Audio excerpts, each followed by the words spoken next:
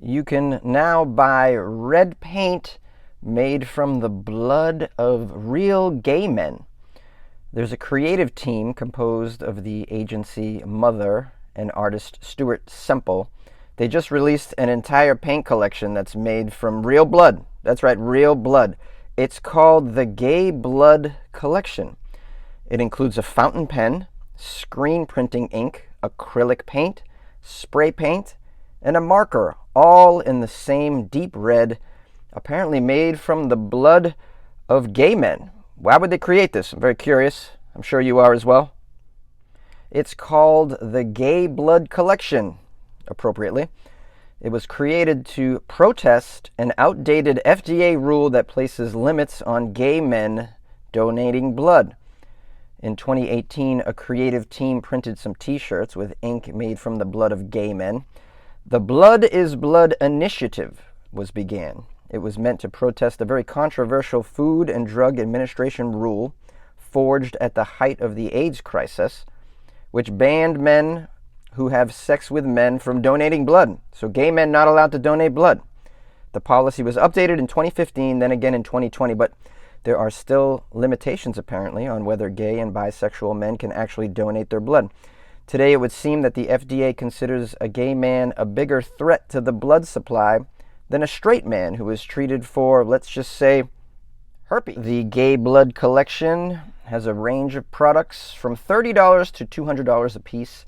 These supplies are designed to be protest tools for people to print shirts, paint protest signs, and sign petitions to fight back against what they're calling the FDA's homophobic and outdated policies. In an effort to support those affected by the policy, all proceeds from these sales will go to the Callan Lord Community Health Center, which is a New York City-based primary care center that serves LGBT communities locally. And now Semple and Mother are turning to the most fundamental color of all, blood red, to push their agenda. With the Gay Blood Collection, however, this idea actually transcends color, according to Semple. My blood and your blood aren't that much different, are they? Our blood could be purple. The point is, we've all got the same stuff running through us, don't we? Semple says that blood isn't an effective colorant, at least not in the quantities needed to create high-quality paint. If stored improperly, blood can actually grow harmful bacteria, and when it's exposed to air, it turns brown. Too much blood in paint can also impact the consistency and the viscosity of the paint, so in the case of the acrylic paint, the team had to encapsulate small quantities of it inside resin binders. In order to mimic the color of blood, they used a blend of pigments, both mineral and synthetic. As for the actual blood, the purpose is more symbolic than practical. Semple says, "You're painting with the blood of a creative person who donated it. I'm not relying on it to boost the color or make it stick. I'm relying on it to convey a very important meaning." Now, it is worth noting that the Gay Blood Collection is launching the very same year that the American Red Cross has declared its worst blood shortage in over a decade. Yeah, they're struggling to get donors. If the outdated and discriminatory FDA policy were eliminated, more than 600,000 pints of blood could be added to the system every year. Perhaps that's mind-boggling. That mind-boggling of a number should be painted on a protest sign in blood red, and I agree. I think it's very silly to turn away blood at a time of crisis.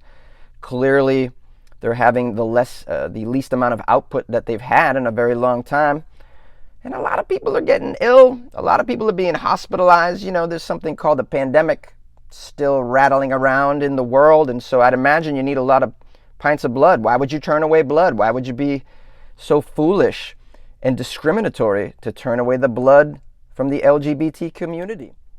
Now, this particular weird story goes beyond the blood in the paint aspect of it.